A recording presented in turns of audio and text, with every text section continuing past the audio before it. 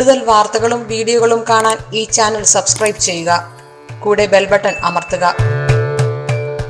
ഇന്നത്തെ എൻ്റെ ജ്യോതിഷ സംബന്ധമായ വിഷയം, നടക്കാതിരിക്കുന്ന വിവാഹം നടക്കാനുള്ള ഹോമം എന്താണ്? അങ്ങനെ ഒരു ഹോമമുണ്ട്. നടക്കാതിരിക്കുന്ന വിവാഹം നടക്കാനുള്ള ഹോമം. ഇന്ന് പലർക്കും വിവാഹ തടസ്സം ഒരു പ്രശ്നമാണ്. പല കാരണങ്ങൾ കൊണ്ട് വിവാഹ തടസ്സം വരാം.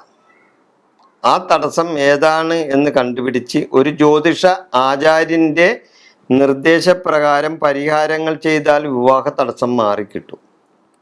വിവാഹ തടസ്സം മാറിക്കിട്ടും. കുടുംബക്ഷേത്ര പരദേവതയെ പ്രീതിപ്പെടുത്തണം.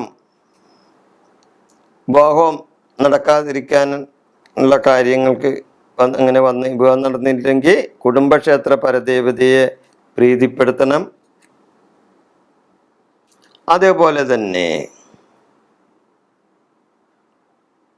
പരദേവത കോപം ഉണ്ടാകാൻ ഇടവരരുത്. അപ്പൊ പരദേവത കോപം ഉണ്ടെങ്കിൽ ഇതിന് തടസ്സം വരും. പരദേവതയുടെ പ്രീതിയും ഈ വ്യക്തിക്ക് വേണ്ടതാണ്. കല്യാണം വിവാഹം നടക്കാതിരിക്കുന്ന വ്യക്തിക്ക് പരദേവത പ്രീതി ഉണ്ടായിരിക്കണം. അല്ലെങ്കിൽ പരദേവത കോപമുണ്ടായി തടസ്സങ്ങൾ വരും. എന്തൊക്കെ തടസ്സങ്ങൾ കണ്ടാലും ഞാൻ പറയുന്ന ഈ വഴിപാടൊന്നും നടത്തി നോക്കും, ഫലം കിട്ടാതിരിക്കില്ല. എന്തൊക്കെ തടസ്സങ്ങൾ കണ്ടാലും ഞാൻ പറയുന്ന ഈ വഴിപാടൊന്നും നടത്തിയാൽ ചിലപ്പോൾ വിവാഹം നടക്കാം. ശിവപാർവതിമാരിയ്ക്കുന്ന ക്ഷേത്രത്തിൽ സ്വയംവര പാർവതി ഹോമം നടത്തണം. ശിവ പാർവതിമാരിയ്ക്കുന്ന ക്ഷേത്രത്തിൽ സ്വയംവര പാർവതി ഹോമം നടത്തണം. വിവാഹ തടസ്സം മാറുന്നതിന് ഏറ്റവും ഉത്തമമായ ഹോമമാണിത്. വിവാഹ തടസ്സം മാറുന്നതിന് ഏറ്റവും ഉത്തമമായ ഒരു ഹോമമാണ്. ഇത് ചെയ്യേണ്ടത് തിങ്കളാഴ്ച, വെള്ളിയാഴ്ച, പൗർണമി എന്നീ ദിവസങ്ങളിലാണ് ഉത്തമം.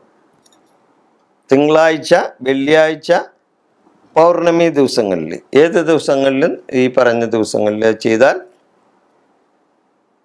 നടക്കാതിരിക്കുന്ന വിവാഹം നടക്കാനായിട്ട് സാധ്യത കൂടും.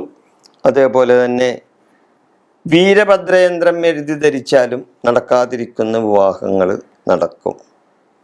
വീരഭദ്രയന്ത്രം വിവാഹം നടക്കാൻ വേണ്ടി എഴുതി ധരിക്കുന്നൊരു യന്ത്രമാണ് വീരഭദ്രയന്ത്രം. അത് എഴുതി ധരിച്ചാലും വിവാഹം നടക്കാത്തവരും. ഈ വിഷയം ഞാനിവിടെ അവസാനിപ്പിക്കുന്നു. നിങ്ങൾക്ക് നന്ദി, നമസ്കാരം.